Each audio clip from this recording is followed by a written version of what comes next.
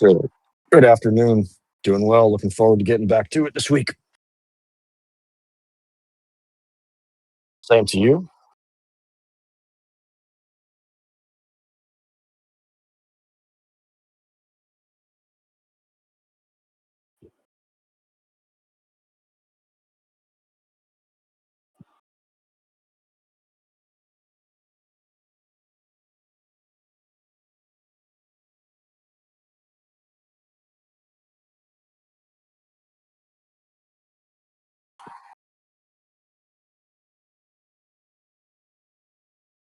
Yeah, it was fairly predictable. I needed a bit of an eye break for myself, but just we both had the paths mapped out last week, and what we saw was even again with all of the drama going on um, outside of the markets, uh, we always say that the price action is textbook. So were you to, as we often recommend, were you to tune everything out but the charts, it wouldn't make that much of a difference. So what happened last week is, as we predicted last Sunday on our prep volume two, was that we would get some kind of manipulation early in the session, right? And then if we got back above that designated level, if it was prior week, and it was also the same as prior day, then we would get up to make a run toward prior day EQ and then prior week EQ. And that's exactly what happened. I mean, we got up, we made that beeline, and then Tuesday we kept going, and then we just kind of hung out around there and started to reverse a little.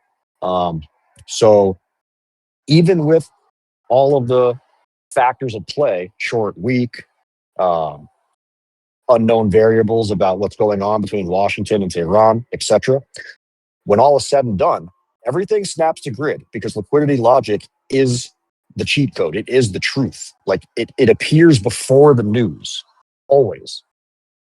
So if you're on the chart and watching properly, you'll see it before any headlines.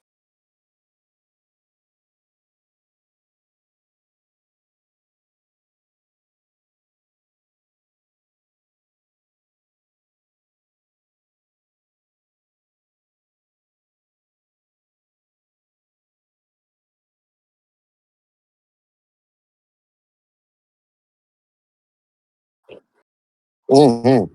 I mean, now here we're looking at a continuation essentially from the prior, was it prior week? So like two prior week range, I believe it was. Um, so that's still a larger range. We also obviously have more immediately the prior day and prior week. But what we're seeing here is potentially a retrace back to um, roughly, because they're in different places for NQ and ES, but roughly we've got the 2025, so prior year quarter three EQ as a point of interest. Now, ES would have to get below, the S&P would have to get below its prior quarter low to tap that. So we have to keep an eye on that. Obviously, for the NASDAQ, it's a little bit of a different level. However, what I'm seeing is we're going to have to come back to last week.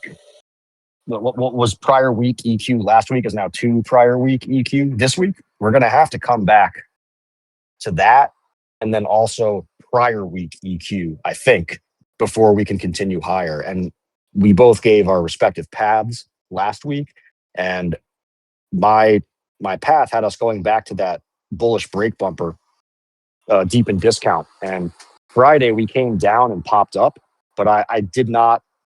I was not convinced by that move. I thought that that was the gaslight anthem to take us lower. And you remember I posted that. I was like, hey, this we're not out of the woods yet. So this is what I think is likely to happen is we got to come in and grab that liquidity from the hunted area. And we haven't got that yet. So what Yuli's talking about and what I'm reiterating is that it doesn't matter if it goes up or goes down. If it doesn't go up or down to the liquidity hunt, then it's not time to take the trade.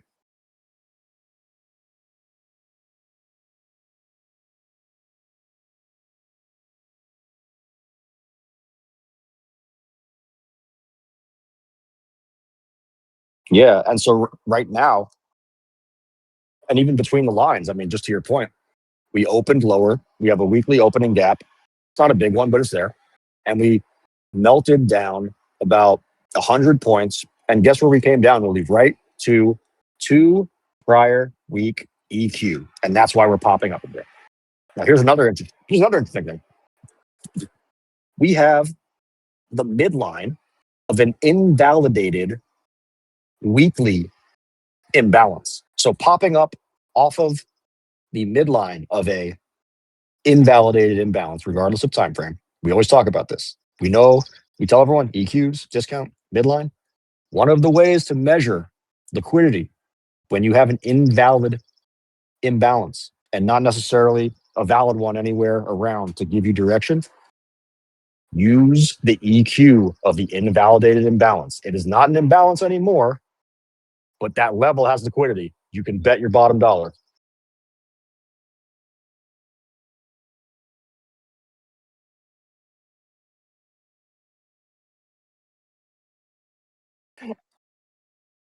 It's funny you mentioned it catches everyone off guard. Ironically, so because almost nobody that we've seen uses the EQ concept. Discount, maybe, right? Uh, a midline here and there, but we always get DMs, and even inside the Discord, people are just like, "Man, the EQ levels are just like the mother of all liquidity hunts." And I was like, "Right." So imagine all these people don't even have them on their charts. You guys do. This is what we teach. Nobody else teaches this, by the way. This isn't flex. This is more kind of. I'm shocked that no one does this. They're all. We didn't invent these levels. They're right there for the taking.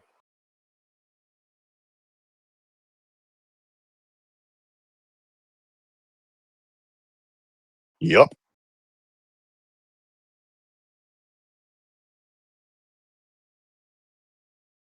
Well, that was the manipulation last week, right? We got below it, came back above the quarter low, and the that was the weekly low, right? When we switched over. Yeah, so it was. We had a very. We like using this word a lot about and phrase a lot when we talk about charts and markets, but we just had a very nice. We talked about it before it rolled over. We said, hey, in a couple of days, we're gonna have a very nice confluence of HTF liquidity levels that get born onto the chart. So don't be in a rush.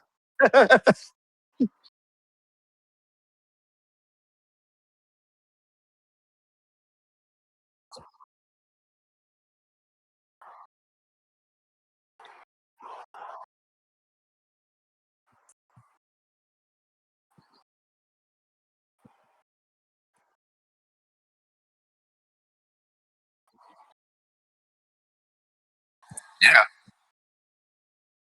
Yeah.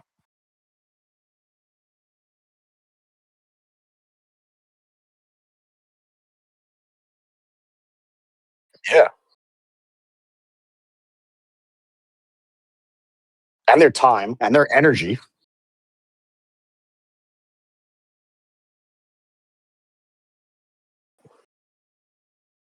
And let's define success very briefly, real quick. Let's define success for all you at home. When Yuli talks about success, we don't just mean you make some money. We mean you see everything before it happens. You pick and choose your spots. You have the management over your money. And when you see what we see on the charts, it gives you clarity. It gives you structure. It gives you direction. It gives you patience. You do not need to catch the entire move. That is an ego trap and a fool's errand. You need to get your money, manage your position, manage your risk, book your gains, and get gone and live your life. Everyone who tries to stick in front of the screen all day ends up over trading, or they make mistakes without over trading because why? They get kaleidoscope eyes from looking at the same thing all day. People want to know why I have all these different time frames and layouts. You know why? You got to keep your eyes fresh. You might notice something on one chart that you missed on the other. Julie knows. We got we got layouts for just order blocks. We got layouts for just order blocks, layouts for just breaker bumpers, layouts for just the mom setup, layouts for just liquidity logic, and then with the imbalances, without the imbalances, stacking them. I mean, get creative with your layouts. Sorry, Yuli, go ahead.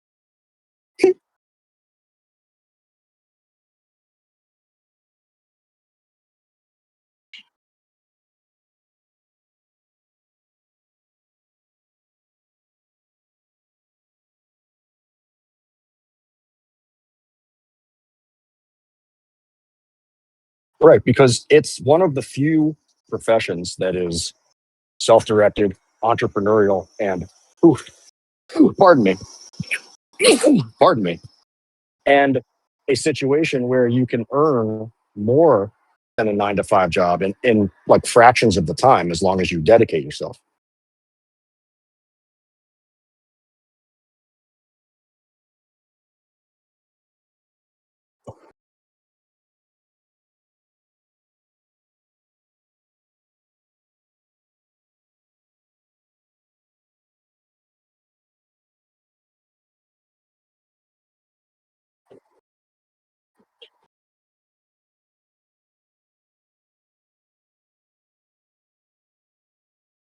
Yep, yep,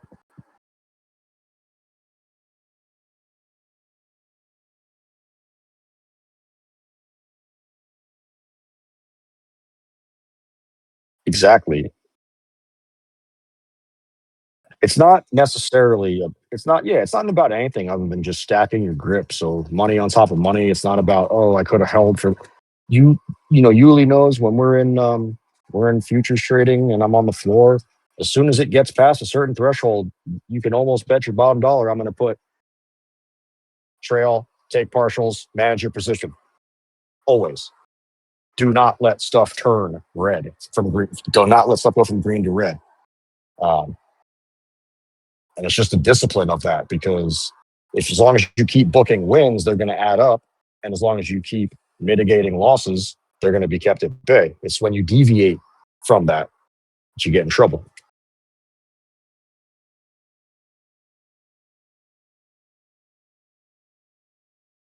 Well, on the other hand,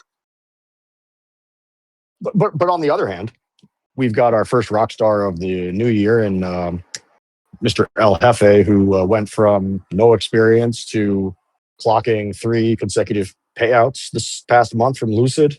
So, we got someone who went from making no money trading to $3,000 in 1 month. And while it might not eclipse his salary from his full time job, uh, I don't think anyone's going to sneeze at if let's say he keeps that pace up and never scales up what he's doing. So that's a good annualized 36K a year. How many people are going to say, yeah, oh, I invested $600, 600 bucks for 36K? What's that? 600x? 600x? Did I get it?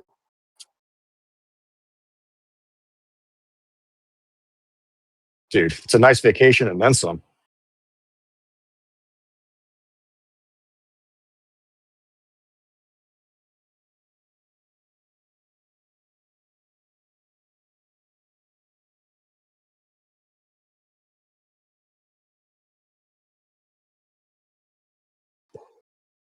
Yep.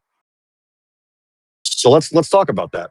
Why are we why are we sticking with our guns that we're going to get a nice retrace even though we got a week? Okay, well, yeah, we got a weekly order block. It's a beautiful thing. Now, what do we have to do? We have to confirm the weekly order block. How do we confirm the weekly order block? We come back to what? The EQ. We dip into that liquidity. We print a higher low, proving, yes, indeed, we did confirm this order block. And then we move on to make a higher high above the order block, then confirming what? Say it with me, everyone. Bullish order flow. I promise everyone, if you slow down, stick to the higher time frame charts. Julie and I joke about this all the time. People are like, what do you chart you use to day trade? What's your favorite setup? Monthly? Um, yeah. Do not at the beginning of the week, especially, do not take your eye off the weekly and daily because you're seeing the actual open and close of the week right there. So when you see the gap and you see the wick, it's almost easier. A lot of people are not going to believe this. It is almost easier to see the opening action of the week on higher time frames than lower time frames.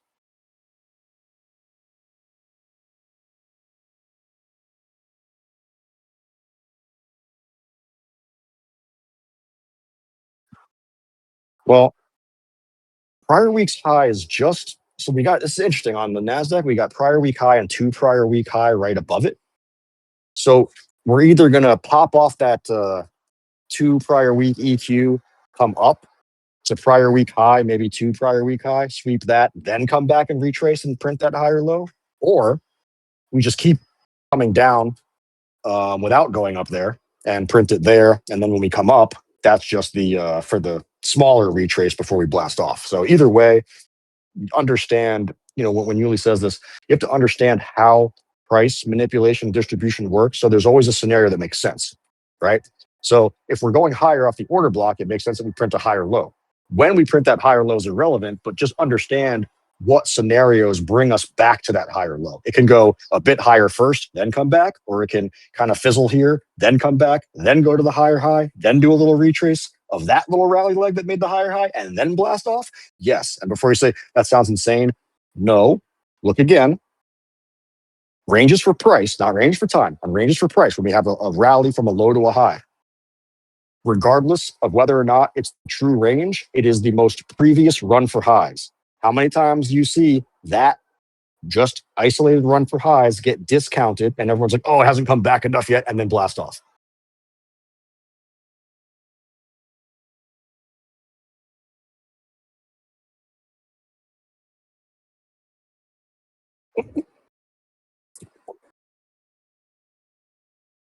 Yeah.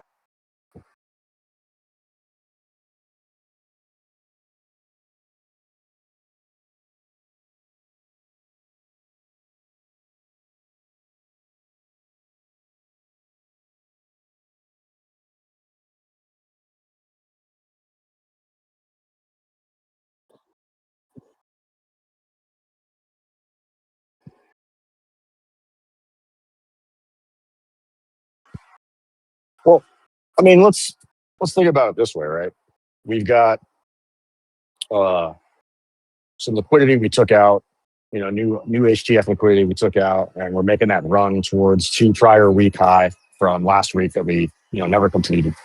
Um, so once we get there, right, we expect some kind of reaction, but it depends on, like, right now we're watching the charts, but we're going to need some kind of direction from all the distraction makers right now to give people that push in a direction. I think we have the liquidity, we have the manipulation to get up to prior quarter high, uh, but I think that there's going to have to be some kind of just anything that provides certainty that something's going on or there's something stable happening. Because yeah, we're still in a tenuous situation. It's one of those things where it's like, do we make a break higher to manipulate liquidity, whether we make a higher high on the Nasdaq or not from prior year, or or are we just going to fizzle out and then come back to like prior year EQ?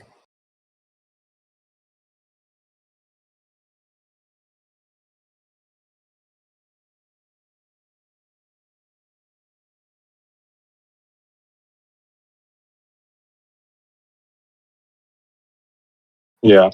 The thing that concerns me is the order block didn't necessarily make a higher high from the little waterfall that preceded it. That can sometimes be a tell that we didn't actually get the initial order, order flow charge that we needed. Um, but we got a weekly order block, so you know it's just one of those things where we're just gonna have to measure step by step where the draw is. What? Yeah, like where's the draw? When is it taken? Where's the EQ? Um, the good news is that even with this kind of quasi uncertain trading environment, we always have microstructures and permission structures to guide us. So, yeah, you can wait till the Asia session prints, London session prints. You've got those two kill zones to play whenever there's manipulation. You've got the 8 a.m. or 9 a.m. in the morning for New York Eastern time, depending on if there's news or not, which give us the expansive candle in the morning. So there's plenty of opportunity, and like Yuli was saying, it's just be patient. Something I've noticed in this environment lately is sit tight and wait for 4 hour candle manipulation because the hourly has not been as reliable as we've noticed. Things have gotten invalidated kind of easily. So I was relying just on using kind of 4 hour um, order blocks and structure, and then a candle instead of doing a 1 hour candle range, doing a 4 hour candle range. So it's just a way to smooth out volatility. And you, of course, like you said, you don't have to trade, but also you don't have to trade your usual full size of position. You can go in half, just kind of stick your toe in the water, wait it out. So no one's forcing anyone to do anything.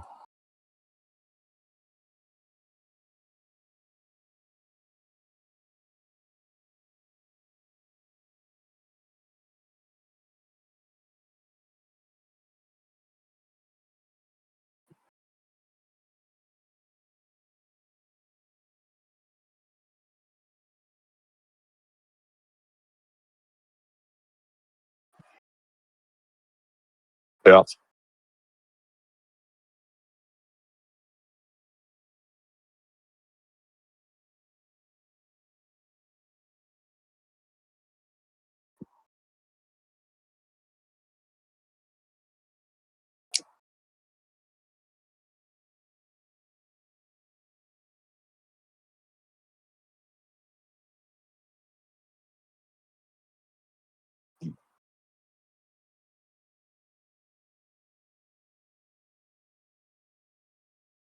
Yeah.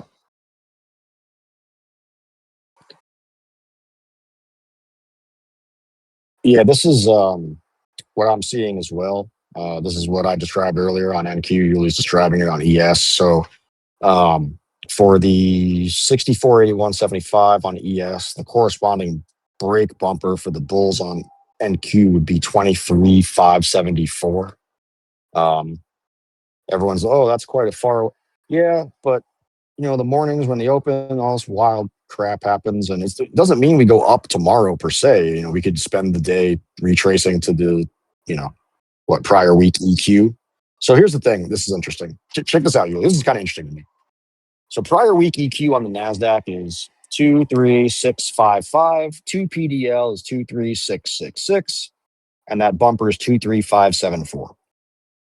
It is possible we could take prior week EQ and get close to the bumper without getting into it and turn around, but I'm just kind of giving you some minutia. Um, but it's also just a way of, again, how can you check if you are sane, right? And what Yuli says was that we had on our first recording. If you look at the EQ for the current day, that is your guide for where we are going the next day. So this is what rings true. Every time we take out a level, we're going to go to the EQ. So if you're watching this and we're like, I don't think it's going to do this, I don't think it's going to do that, it looks too far away, blah, blah, let it play out. Promise you, it works. Don't pay attention to the real quick. Just don't pay attention to how far. There's so many times where I'm like, oh my gosh, it was like an 800-point waterfall. Like, there's no way we're going to go take it out all in one day. And guess what? Low taken, zippity bop, high taken. Ride it.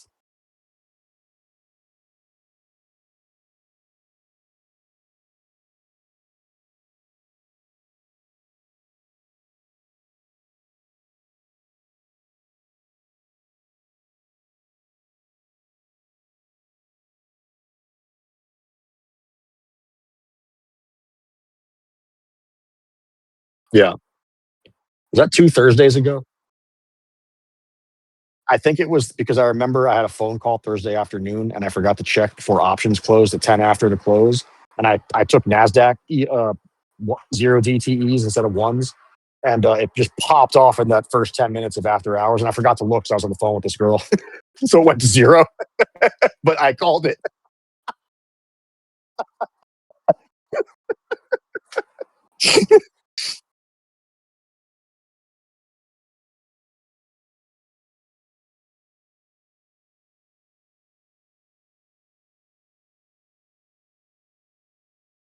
Yep.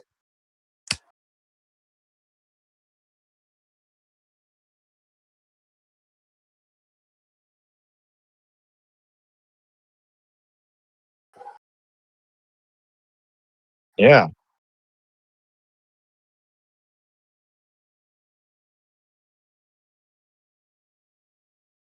Precisely.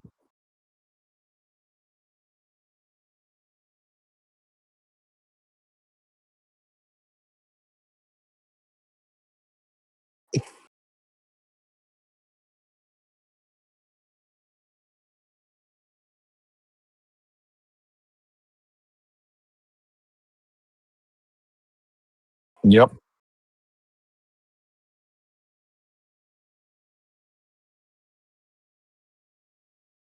Exactly. Exactly.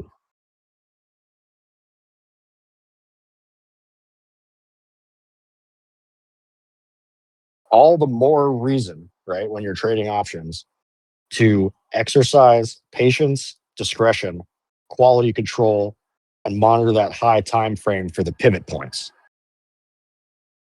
We always talk about this, right? Let it come to you.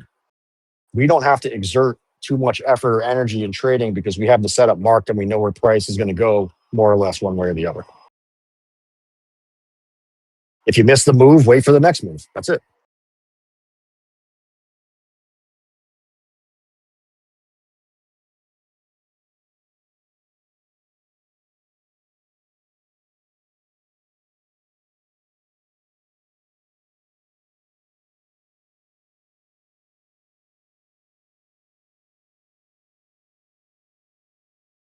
Yeah.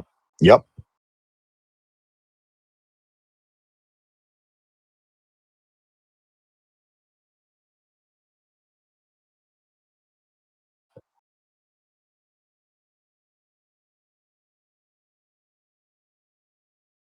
Yeah.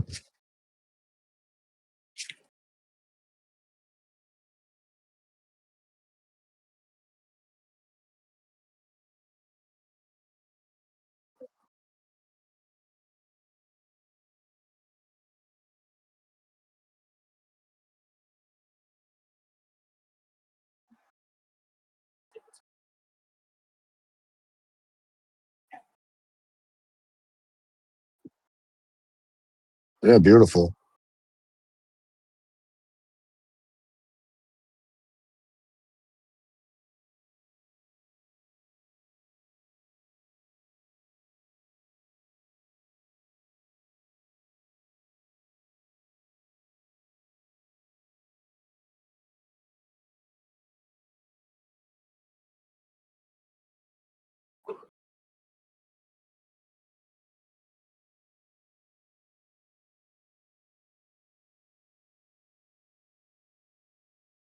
Mm,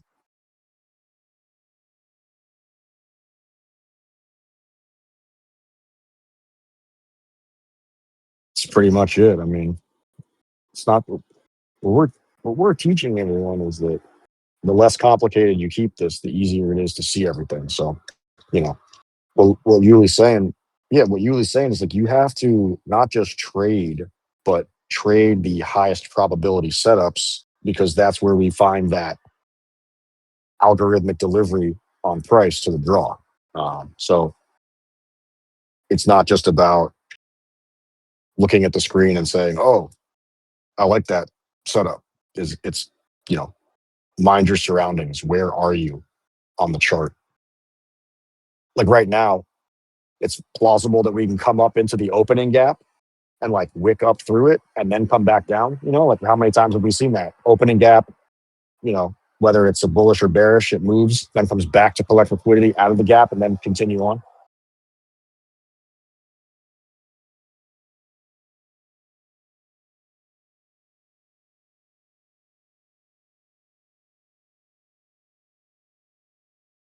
Convenient. How convenient.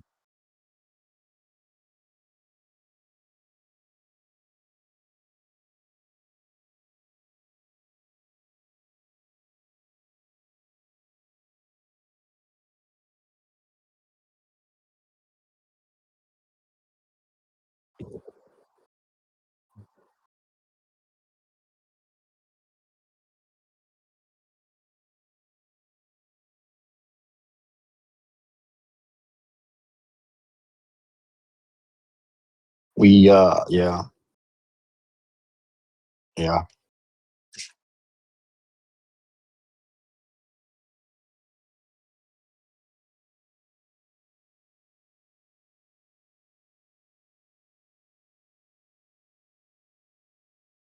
Yeah, there's also just noticed we've got two PDEQ down there on the Nasdaq at 96650. We just barely missed sweeping it. So see if we come back for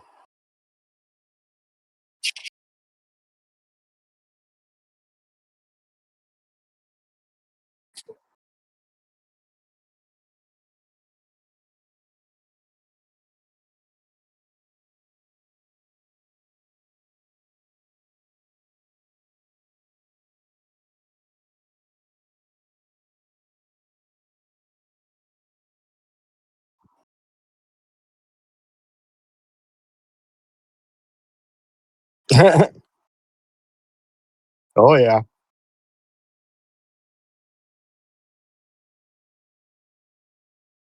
Ugh. Yes. Ugh. Ugh. Yeah, I don't understand that. Like people just looking at volume. Okay. Mm, mm. Bingo. Damn right.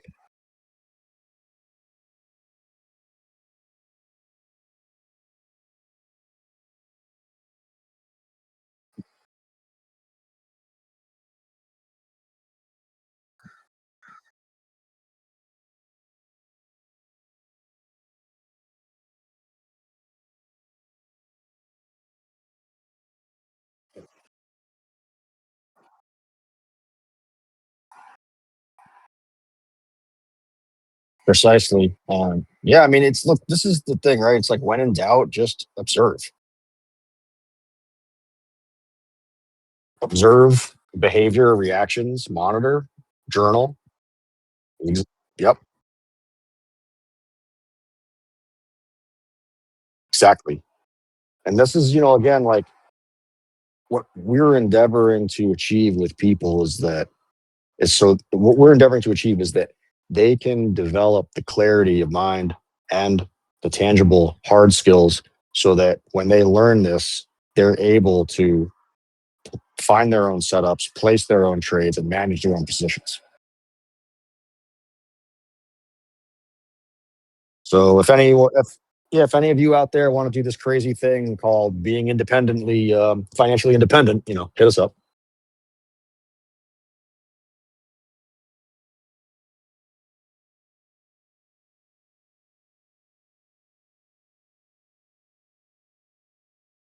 See you on the trading floor. It's not rocket science. It's liquidity logic. You too. See you tomorrow.